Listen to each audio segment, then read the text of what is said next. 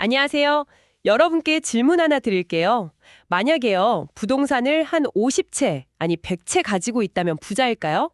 당연히 그렇다고 생각하시겠죠. 그런데 요즘 현실은 꼭 그렇지만도 않습니다.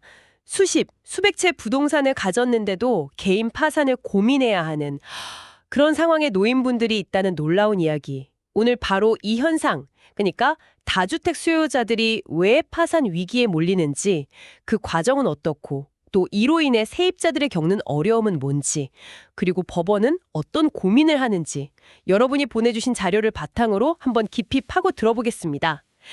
자, 그럼 한번 제대로 파헤쳐 볼까요? 도대체 왜 이런 일이 벌어지고 있는 걸까요? 역시 핵심은 그 전세 보증금 반환 문제 같아요. 집값이 떨어지면서 시작되는 거죠. 집을 팔려고 내놔도 원하는 가격은커녕 아예 보러 오는 사람조차 없다거나, 자료에도 세입자 구조가 붕괴됐다 이런 표현이 나오더라고요. 기존 보증금으론 새 세입자 구하기도 너무 어렵고요. 결국 집주인은 보증금을 돌려줄 돈이 바닥 나는 거죠. 네, 맞습니다. 여기서 진짜 중요한 점은요. 집주인이 가진 다른 재산이 있잖아요. 그걸 다 끌어모아도 이 보증금 문제를 해결 못하는 그런 지경에 이른다는 겁니다. 뭐랄까, 내 사재를 다 털어 넣었는데도 해결이 안 되니까 결국 파산을 생각하게 되는 거죠.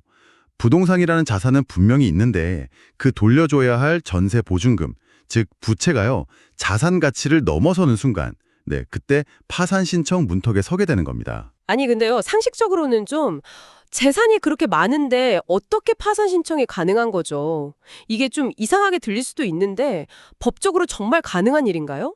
네, 가능합니다. 이론적으로는요, 개인 파산이라는 게 단순히 재산이 많다고 안 되는 게 아니거든요. 핵심은 가진 재산을 모두 처분해도 빚을 다 갚을 수 없는 상태인가, 바로 이겁니다. 재산보다 빚이 많으면 누구나 신청은 가능하다. 이게 기본 원칙이에요. 지금처럼 부동산 가치가 전세 보증금보다 낮아지면, 즉 보증금보다 집 가격이 떨어지면 당연히 빚이 더 많은 상황이 되는 거잖아요. 그러면 집을 수십 채 가졌더라도 파산 요건이 될 수 있는 거죠. 와, 파산 신청이 가능하다니 좀 놀랍네요. 근데 진짜 어려운 지점은 여기서부터인 것 같은데요. 이게 단순히 집주인 한 명의 문제로 끝나지가 않는다는 거죠. 바로 그 점입니다. 그게 법원의 가장 큰 딜레마예요. 법적으로는 집주인을 파산 절차를 통해 구제해 줄 수도 있단 말이죠. 그런데 그렇게 되면 그 집에 살고 있는 수십, 아니 수백 명의 세입자들이 연쇄적으로 피해를 볼 수밖에 없는 구조예요. 자료에도 나오잖아요. 집주인 한 명 구해주면 세입자가 예를 들어서 50명이라고 하면 50명이 연쇄적으로 피해를 보는 상황이 발생한다는 거죠. 법원은 파산 재산을 처분해서 빚을 갚아야 하는데 문제는 세입자 보증금이 집값보다 더 크니까 경매에 넘겨도 아무도 안 사는 거예요. 경매 붙여봐야 세입자 보증금이 더 크기 때문에 누가 낙찰을 받을 수도 없죠. 집이 팔리질 않는 겁니다. 그럼 세입자들은 어떻게 되는 건가요? 보증금도 못 돌려받고 그냥 발만 동동 구르고 있어야 하는 건가요? 그게 정말 가슴 아픈 지점인데요. 법원이 1년 넘게 집을 팔려고 애를 써도 안 팔리면요, 법원도 결국엔 그 재산 처분을 포기할 수밖에 없어요.